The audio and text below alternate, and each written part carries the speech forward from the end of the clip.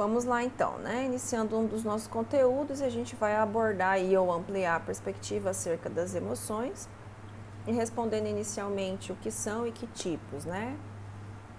Muitos de vocês já viram em outros textos, então esse texto aqui, esse vídeo é para reforçar, né? Então, são estados afetivos, discriminação rápida, bom e ruim, né? Que você tem aí esse juízo de valor para atribuir, né, o que você está sentindo. Que aí a gente tem já textos que falam que a emoção não é boa nem ruim, né? Mas esse é o nosso termômetro para a gente poder discriminar. E aí a gente vai estar trabalhando o nível, então, em alguns textos que eu apresento para alguns dos alunos, tem um nível de quê? De adaptação desses tipos de emoções, né? Então, estados afetivos, né? Está envolvido, então, as emoções, humores e resposta ao estresse. Então, é como se fosse em consonância aí, né? O nosso humor junto com a emoção e resposta ao estresse. Tudo isso um vai causando alteração no outro, tá? Bom, emoções então. O termo emoção reflete um tipo de movimento. E aí Deluxe ele coloca o que para nós, né? Infelizmente, uma das coisas mais significativas nunca ditas sobre emoção é que qualquer um sabe o que é, até que peçam que se defina. E aí vem um complicador, né? A concepção mais abrangente e aceita de emoção advém de Plutchik. Então, aqui, gente, eu estou apresentando para vocês um dos possíveis referenciais teóricos, tá? Assim como tem tantos outros. Então, para essa vertente, emoção é uma sequência complexa, inferida de reações a um estímulo, incluindo avaliação cognitiva, mudanças subjetivas, excitação autonômica e neural, impulsos para ação, comportamentos direcionados a ter um efeito sobre o estímulo que iniciou a complexa sequência. Então, toda emoção ela vai incluir o quê? Aqui, né? 3 aspectos: cognição, sentimento e ação, que é comportamento. Emoção versus motivação, e aí para quem está tendo, por exemplo, processos psicológicos básicos, é essa consonância, né, o quanto um regula o outro. Emoção e motivação se sobrepõem substancialmente. Diferenças: emoção enfraquece ao longo do tempo, normalmente rapidamente, já a motivação persiste até a obtenção da meta. Motivações refletem as necessidades do corpo, motivações são modificadas por estímulos externos, como um sinal ou um cheiro de uma boa comida, mas esses estímulos são relativamente simples. Em contraste, emoções respondem a uma interpretação cognitiva de alguns eventos do mundo. Emoções, então, versus o quê? Psicopatologias, né? Então, praticamente todas as psicopatologias apresentam algum nível de alteração no funcionamento emocional. Mesmo indivíduos sem transtornos mentais podem ter tendenciosidades, então, em seus funcionamentos emocionais, causando problemas individuais ou coletivos sociais. Emoções básicas, como a gente já está vendo, né? São tipos de emoções que a gente pode ver a grosso modo, que elas vão ter um nível, então, de adaptação para a nossa sobrevivência, são inatas, né? Porque nós viemos, então, ou vamos vir de fábrica com ela, surgem nas mesmas circunstâncias para todas as pessoas, são expressas de maneira própria e distinta, provocam um padrão de respostas fisiológicas distintos, evidências, entretanto, não demonstram que qualquer emoção é fisiologicamente distinta das outras, tá? Então, o que a gente tem nessas emoções? Provocam um padrão de resposta fisiológica distinto, evidências, entretanto, não demonstram qualquer emoção é fisiologicamente distinta da outra. Então, fisiologicamente, a gente não tem uma resposta que possa diferenciar uma emoção da outra, né?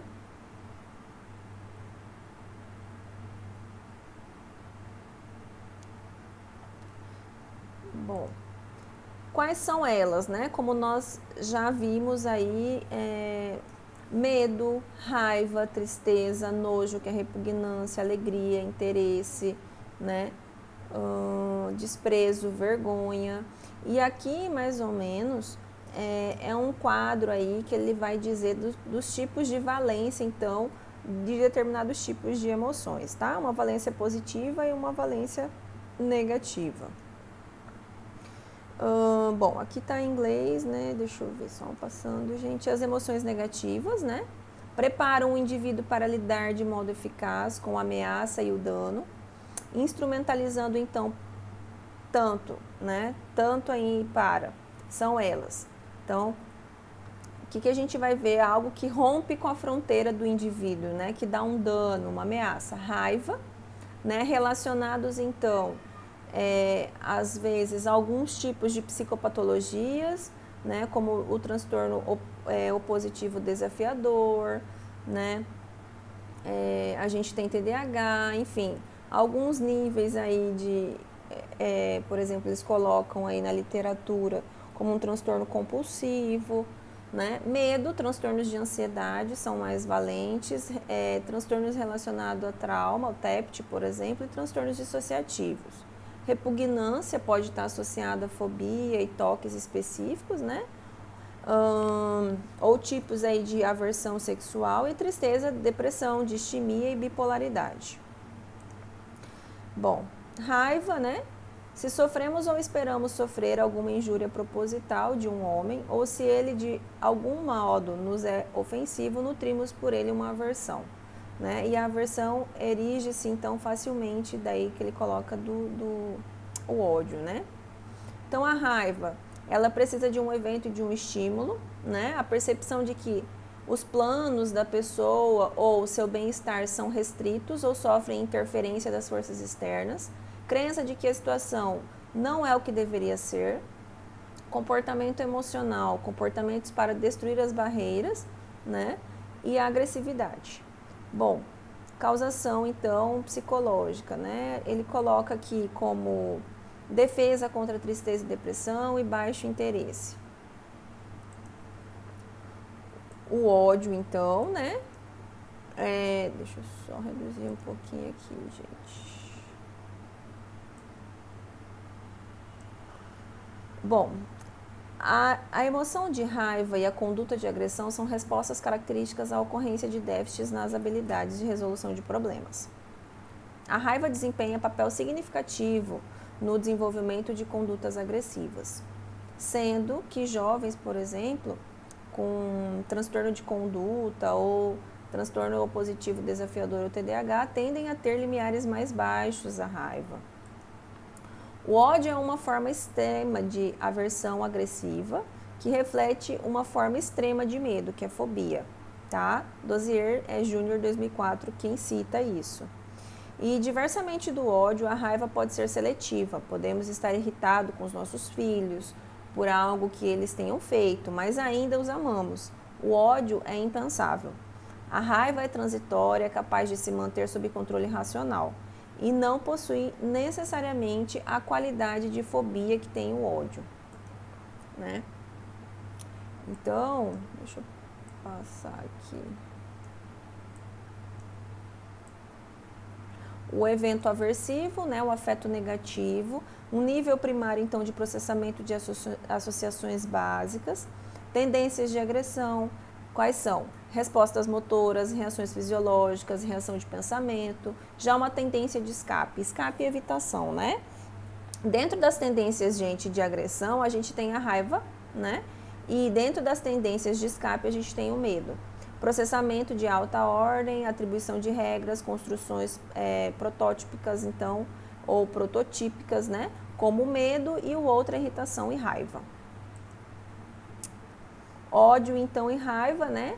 Então, num aspecto de manejo, que seja específico, né? Então, a gente maneja aí para sentir empatia, compreender, então, o que está acontecendo com esse tipo de sentimento, comunicar as razões específicas da irritação, focar nas negociações, psicoeducar ou educar, evitar conhecimentos generalizados, cooperação, Põe as coisas em uma perspectiva, evite então sentir-se encurralado, né? Numa situação em que ele se vê sem saída, envolva-se, busque justiça e não vingança, né? Mas é trabalhar no sujeito esse senso de justiça em relação às coisas à sua volta. Embora a discussão racional, ou a terapia cognitiva, ou qualquer outra terapia possa ser parte de um processo de mudança, o sistema neural primitivo tende a aprender melhor fazendo, tá? Então é o que? É no plano mesmo da ação. O medo, medo e pânico, né? Então qual que é o evento e o estímulo aí? Interpretação de ameaça ao seu bem-estar, antecipação de dano físico ou psicológico e vulnerabilidade a perigos. Comportamento de defesa, fuga da situação ameaçadora, associação reflexa, reflexo de luta e fuga e hiperdimensionamento de estímulos ameaçadores. Qual que é a evolução do medo, né? Os chamados medos inatos são resultados da nossa história filogenética, principalmente no que diz respeito à sobrevivência. A herança filogenética do medo fica evidente em experimentos que mostram superioridade na resposta a estímulos mais ameaçadores do que outros. Aí vai depender do que também, né, gente? Vai depender do repertório do sujeito, né? Para que de alguma maneira a gente saiba aí, né, qual que é a valência de tudo isso. As expressões do medo, né?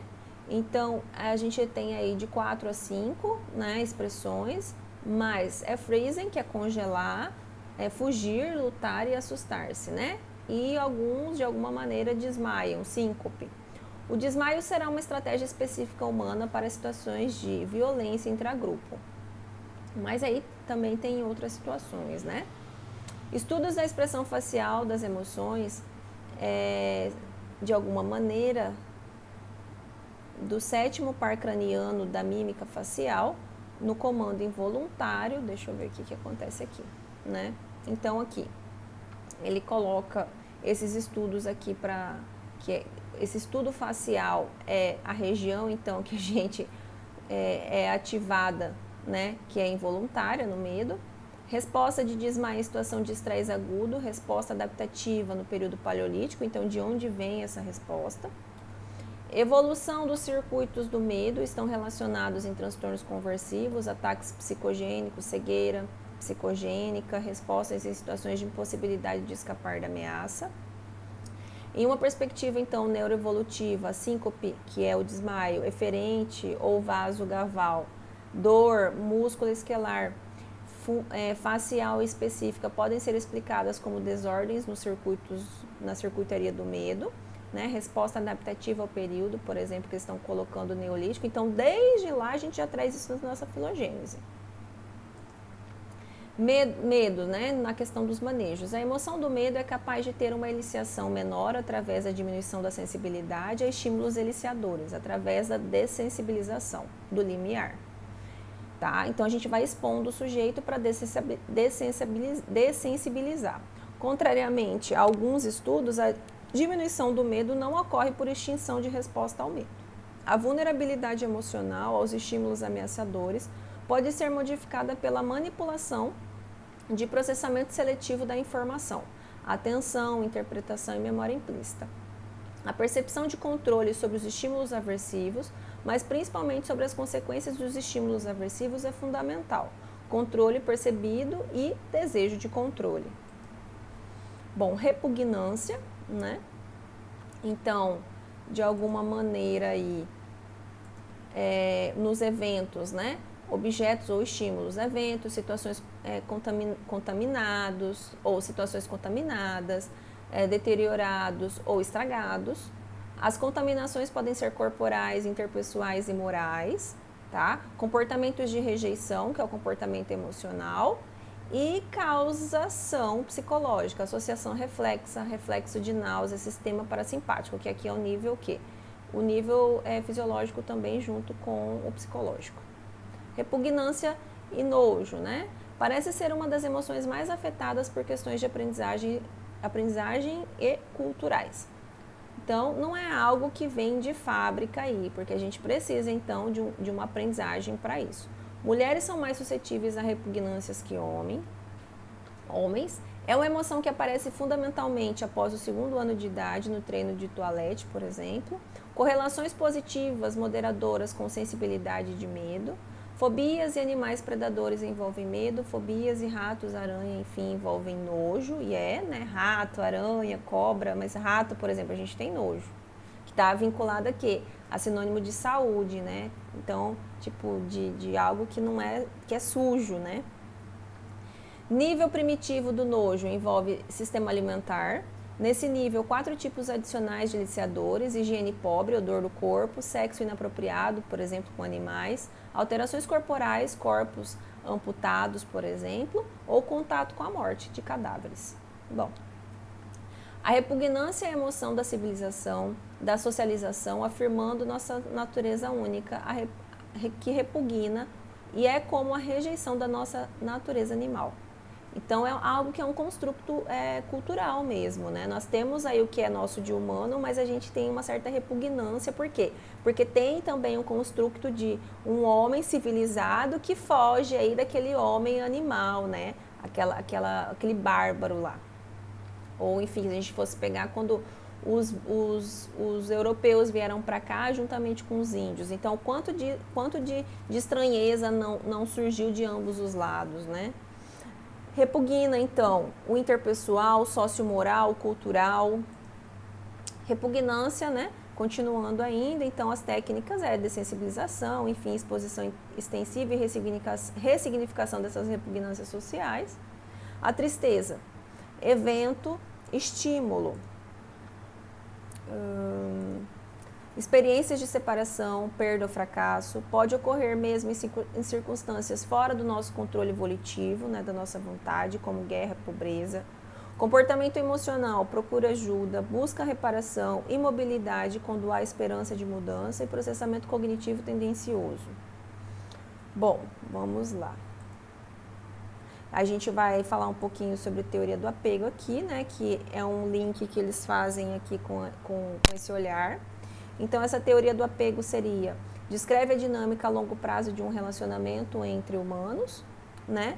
Seu princípio mais importante é que um recém-nascido precisa desenvolver um relacionamento com pelo menos um cuidador primário para que seu desenvolvimento social e emocional ocorra bem. Bebês apegam-se a adultos que são sensíveis e receptivos a relações sociais com eles e que permanecem como cuidadores compatíveis por alguns meses durante o período compreendido de 6 a 2 anos de vida. Quando o bebê começa a engatinhar e andar, ele precisa de figuras de apego como uma base segura para explorar além e voltar em seguida. As relações dos pais levam ao desenvolvimento de padrões de apego. Estes, por sua vez, levam a modelos internos de funcionamento que irão guiar as percepções individuais, emoções e pensamentos e expectativas em relacionamentos posteriores, né? Então, a gente tem um teórico que fala muito sobre isso, que é a trilogia de Bowlby, então.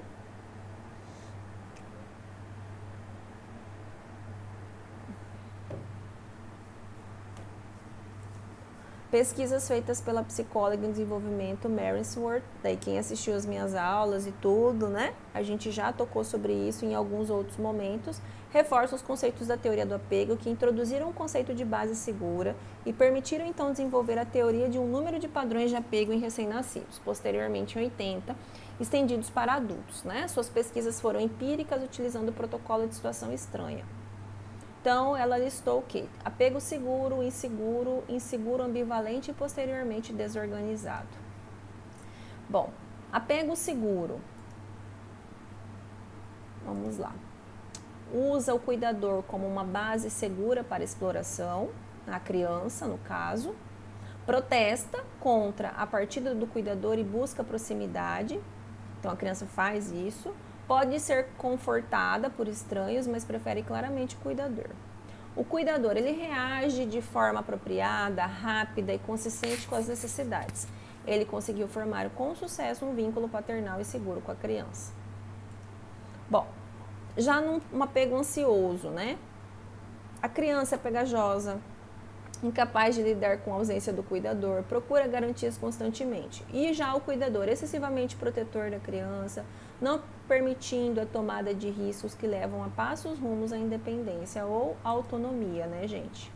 O evitativo, né? Então, pouca troca afetiva em jogo, pouco ou nenhuma irritação com a partida, resposta pobre ou não visível ao retorno do cuidador, ignorando ou afastando, sem qualquer esforço em manter o contato se segurada.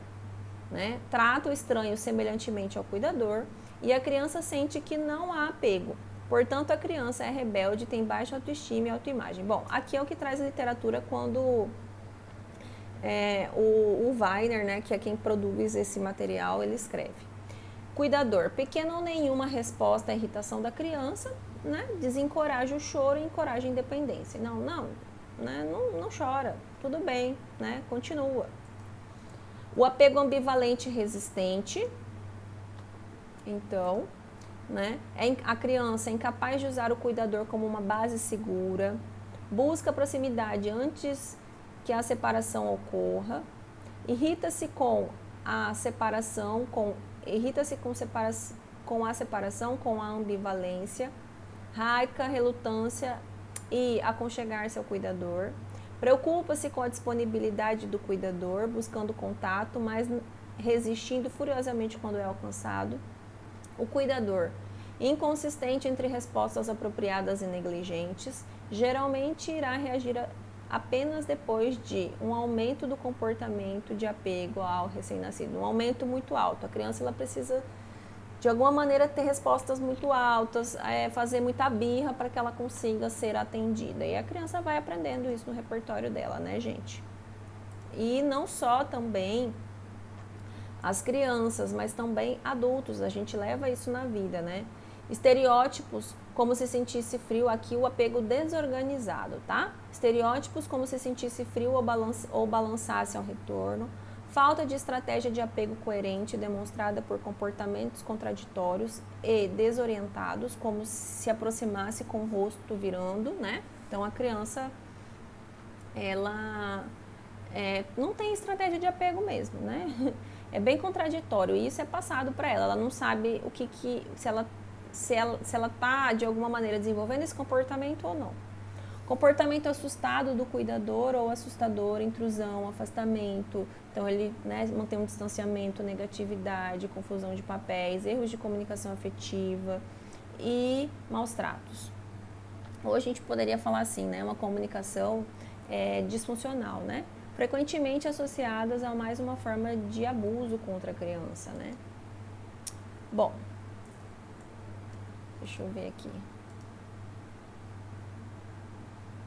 O apego seguro prematuro parece ter uma função protetora duradoura, comparado então, né, com o ajustamento das crianças com o apego seguro. Aquelas que o apego inseguro mostram-se menos competentes socialmente com seus pares, então essas são as evidências que se tem produzido então na literatura acerca disso. Crianças inseguras, particularmente as evitativas, são especialmente vulneráveis ao risco familiar. O padrão mais preocupante é o desorganizado. Cerca de 80% dos recém-nascidos que sofrem maus tratos tornam-se desorganizados, em contrapartida, cerca de 12% dos que não sofrem. Essas crianças são mais propensas a reações estereotipadas de luta e fuga e tornam-se pais mais abusadores, né? Quais são, então, os princípios do vínculo, né? A presença de um vínculo é diferenciada por sua qualidade. Recém-nascidos formam vínculos se há alguém para interagir com eles, até mesmo se maltratados. O vínculo gera um modelo interno de funcionamento para os relacionamentos sociais, gerando a capacidade de adaptação do pensamento em predizer eventos. Então, de alguma maneira também isso se leva para a idade adulta, né? E aí a gente tem o quê? O apego seguro para adultos, seguro, preocupados, ansiosos, desapegados, evitativos e assustados, evitativos. Bom, seguro, né? Visão mais positiva de si mesmo, de seus companheiros e de seus relacionamentos. Sentem-se confortáveis com a intimidade e independência. Já os ansiosos, preocupados, buscam por níveis mais altos de intimidade, aprovação e respostas de seus parceiros, tornando-se excessivamente dependentes. Podem apresentar altos níveis de expressividade emocional, preocupação e impulsividade nos relacionamentos. Desapegados e evitativos. Desejam um alto nível de independência, muitas vezes evitando apego completamente. Veem-se como autossuficientes, invulneráveis a sentimentos de apego e tendem a suprimir sentimentos. E os assustados evitativos têm sentimentos mistos sobre relacionamentos. Por um lado, desejando a intimidade, por outro, sentindo desconfortável com tal intimidade. Tendem a desconfiar de seus parceiros e enxergam-se como, então, desprezíveis, né? No caso, os parceiros. Bom, então, como é que a gente tem uma ideia aí na prática sobre isso, né? Então, a gente tem uma conduta afetiva, né? Uma base de temperamento, base segura dos cuidadores nos 2 primeiros anos, então no primeiro estágio de vida. Primeiro domínio, que é que a gente trabalha, né, dentro de uma perspectiva teórica, o sujeito ele precisa estar dentro de um núcleo de aceitação e pertencimento, né? E aí o que ativa de alguma maneira, né, que a gente vai contra uns esquemas aí de funcionar que de alguma maneira, se não for bem conduzido, é acionado no sujeito. Abandono, privação emocional, defectividade, então desconfiança, abuso e alienação.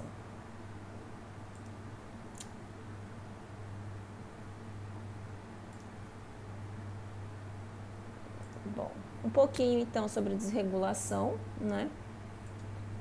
Então, o que significa? Que o indivíduo reage emocionalmente de maneira distinta que a maioria das outras pessoas.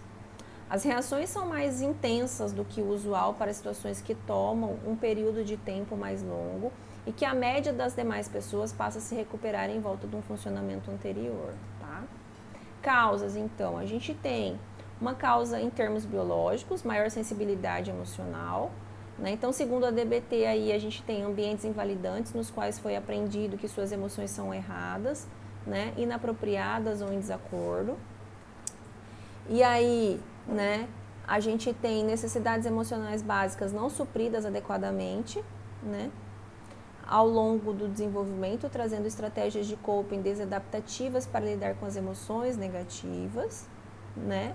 E num contraponto, a regulação refere-se às estratégias que os indivíduos usam para controlar suas emoções, quando elas as têm e quão fortemente elas experimentam e expressam. A fim de reduzir emoções negativas causadas por algum estressor, utiliza-se de estratégias de coping, enquanto a regulação pode incluir a generalização de ações prazerosas somente para buscar sentimentos positivos. Então, o coping ele vai utilizar as estratégias, né, de cognição e de comportamento, e a emoção, a regulação, ela pode incluir simplesmente a realização de ações prazerosas para buscar a regulação aí por sentimentos positivos. A primeira característica, então, que nós temos é a ativação de uma meta para modificar um processo gerador emocional. A segunda característica central é o engajamento nos processos que são responsáveis pela alteração da trajetória emocional. E muitos processos podem ser utilizados variando muito em termos a serem explícitos e implícitos.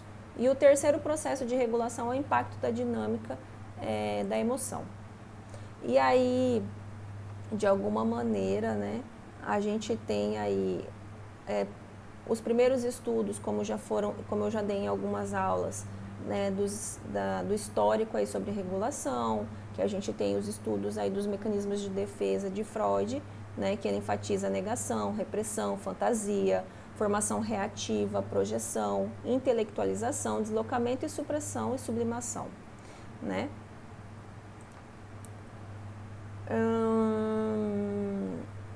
Deixa eu ver outros modelos aqui que a gente tem, né?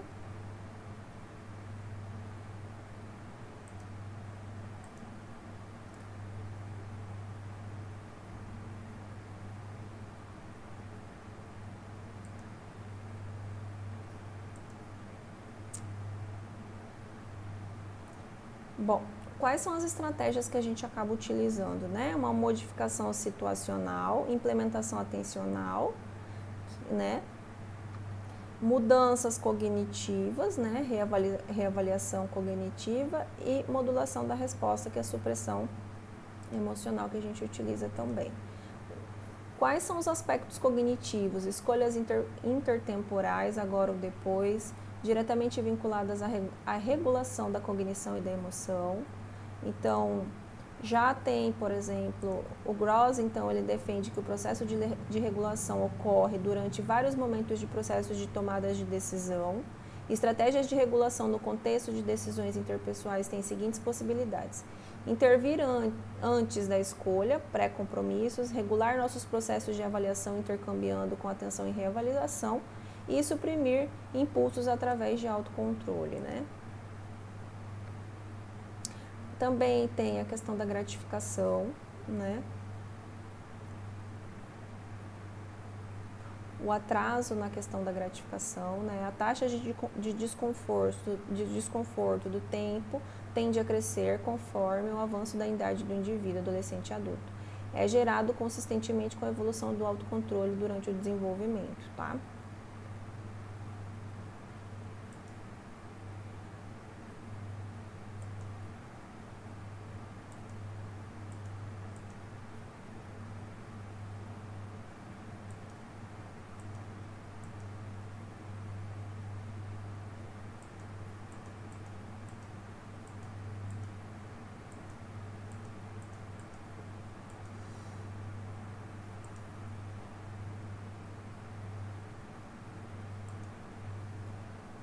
Bom, e para a gente fechar então, nesse modelo aí que eu vou trazendo para vocês, desse material que eu estou usando de base, né, que eu não vou fornecer slides porque é de autoria de um outro curso e eu não posso fornecer para vocês, né? Bom, porque não fui eu quem fiz, então não tem como eu passar isso de uma outra instituição, né? Então a gente trabalha com o quê? Com a terapia da regulação emocional, né, em algum sentido. E aí ela entrega então, o que ela integra? Né? Os princípios e as práticas da TCC clássica e contemporânea dentro de uma estrutura que busca refletir os achados translacionais da ciência efetiva. Vamos lá ver o que é isso. Né? Mecanismos motivacionais, mecanismos regulatórios, aprendizado contextual de consequências. Então, ela busca estabelecer uma balança entre a busca de recompensas e a minimização da perda, enquanto se procura segurança e evitação das ameaças. A ADBT também, como eu já venho dizendo para alguns dos meus alunos, é muito utilizada, né? Propõe as seguintes habilidades na regulação: habilidade central de atenção plena, habilidade de tolerância ao desconforto e angústia, habilidade de regulação emocional e habilidade de efetividade interpessoal. Habilidades de mindful, né? Então, o que fazer? Observar, descrever e participar, como sem julgamento, focado no presente e efetivamente participando das coisas, né? Compreender e nomear emoções, que é psicoeducar, modificar emoções não desejadas, reduzir vulnerabilidade para aspectos mentais das emoções e gerenciar emoções extremas, né? Então, todas as emoções são válidas, podem ou não podem ser desejadas ou justificadas, tá, gente?